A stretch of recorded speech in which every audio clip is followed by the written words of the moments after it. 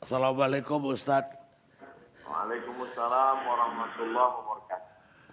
Ustadz pasti sudah mendengar Ketua DPR RI Puan Maharani menyatakan semoga Sumatera Barat menerima Pancasila,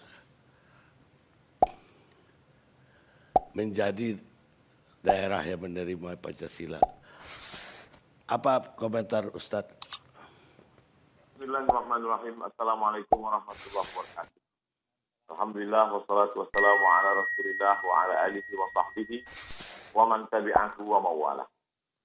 Adapun terkait tentang Minangkabau dengan Pancasila, maka kita bisa lihat satu persatu dari sila-sila itu. Sila yang pertama misalnya ketuhanan yang Maha Esa. Maka berbicara tentang ketuhanan, saya masuk ke suku Akit, suku Laut, suku Sakai, suku Talang, suku Anak Dalam, suku Kubu, maka di sana masih ada orang yang tidak bertuhan. Saya menyaksikan sendiri mereka menggantungkan kain-kain putih lalu tidak tahu apa yang mereka sembah. Masih ada suku-suku Melayu tua yang belum bertuhan. Tapi Minangkabau tidak hanya bertuhan, mereka justru membuat orang yang tidak kenal Tuhan menjadi bertuhan. Berbicara tentang sila pertama ketuhanan yang Maha Esa. Saya menyampaikan tausiah di sebuah pulau di Aceh, Semelu. Di sana saya diajak berziarah ke salah satu makam tua dan orang tua yang menyebarkan Islam itu berasal dari bumi Minangkabau. Kemudian saya pula bertausiah di Sulawesi Tengah di Palu. Di atas bukit di Palu itu juga ada makam tua penyebar agama Islam juga datang dari bumi Minangkabau.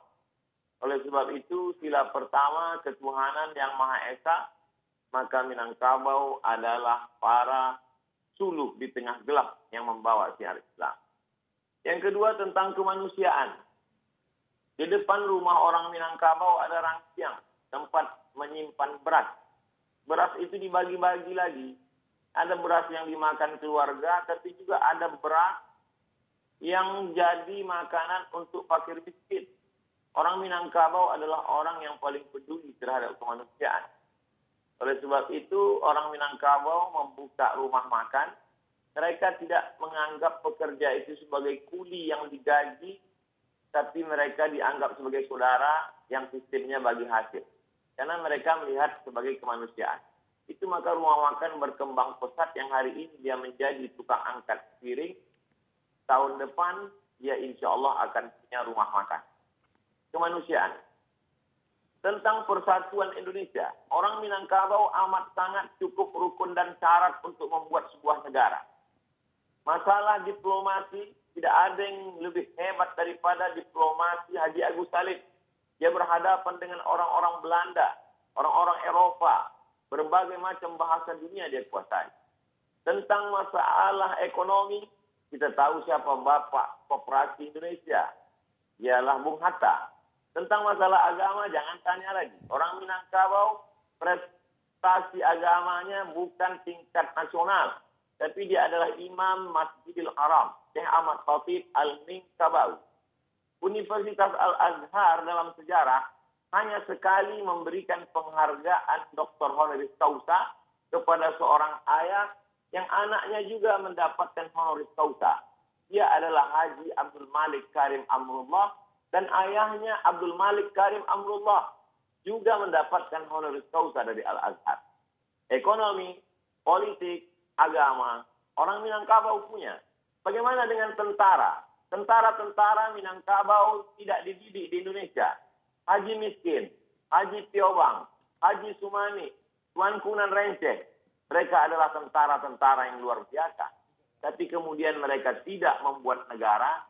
Mereka justru menggabungkan diri dengan negara Kesatuan Republik Indonesia. Karena mereka mengamalkan pengawal Persatuan Indonesia. Tentang masalah musyawarah. Sila yang keempat. Musyawarah, bule ayah dek pambuluh, bule kato dek mufakat. Air itu menjadi bulat kalau dia lalu di pembuluh. Sedangkan kata itu menjadi bulat kalau dia ada musyawarah mufakat. Orang Minangkabau tidak mengambil keputusan sendiri dengan kepalanya sendiri. Dia tahu dia mungkin silap, salah, dan lupa.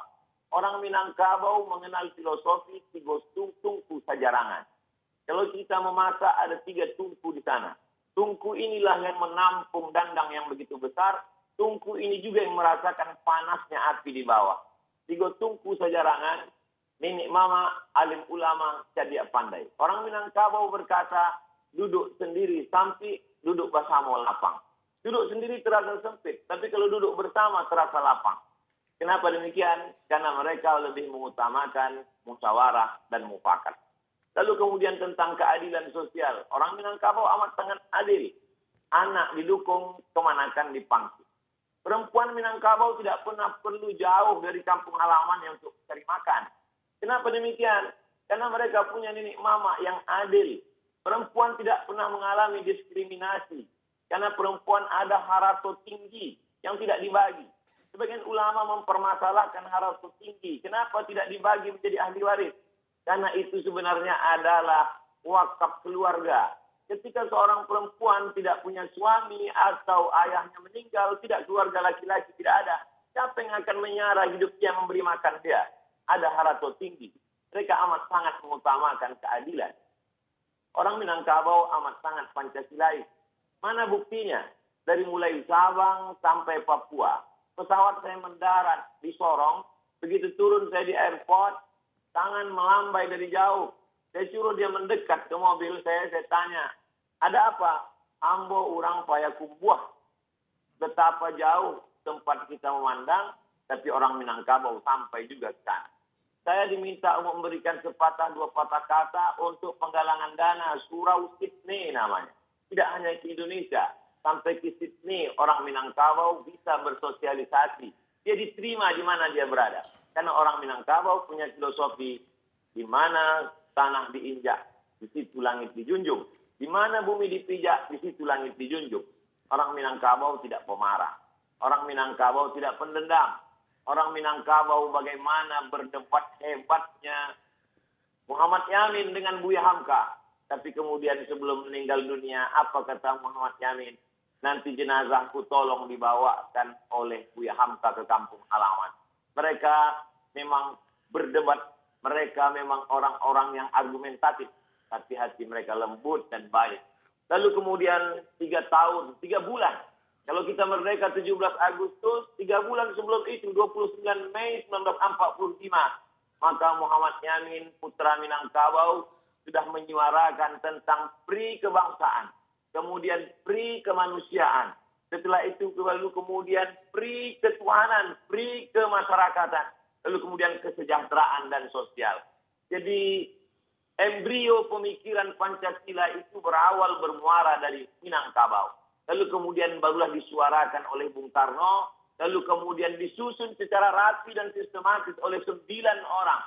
Dan di antara 9 orang itu, 3 orangnya adalah Minangkabau. Agus Salim, Sultan Syahrir, dan kemudian pula Agus Salim, Muhammad Yamin, dan Bung Hatta. Kalau 9 orang ada 3 orang Minangkabau, maka sesungguhnya Minangkabau mewarnai setiap gerak langkah pemikiran orang Indonesia. Jadi saya kira ini adalah ikram gratis untuk anak-anak muda Minangkabau supaya dia lebih memahami siapa Minangkabau, apa Minangkabau, bagaimana sejarah orang Minangkabau. Saya menganggap di balik ini semua tentu Ustadz selalu berkata ada hikmahnya, tapi tentu juga di sana ada pelajaran berharga. Man takallama faqad arada aqlahu 'alan nas. Siapa yang berbicara, sesungguhnya dia sedang mempresentasikan isi kepalanya kepada orang banyak. Siapa yang berbicara, dia sedang menunjukkan isi kepalanya kepada orang banyak. Oleh sebab itu, kalau kita tidak terlalu terlatih biasa untuk bicara, lebih baiklah bicara pakai teks, lebih selamat. Karena kita pun memang sudah terbiasa berbicara pakai teks dari dulu sampai sekarang. Saya pun sebelum bicara, saya latih-latih dulu. Mudah-mudahan tidak terpeleset karena kita manusia biasa, boleh jadi kita terlupa, tersilap, dan salah. Saya kira demikian. Terima kasih banyak Ustaz sudah bergabung bersama kami.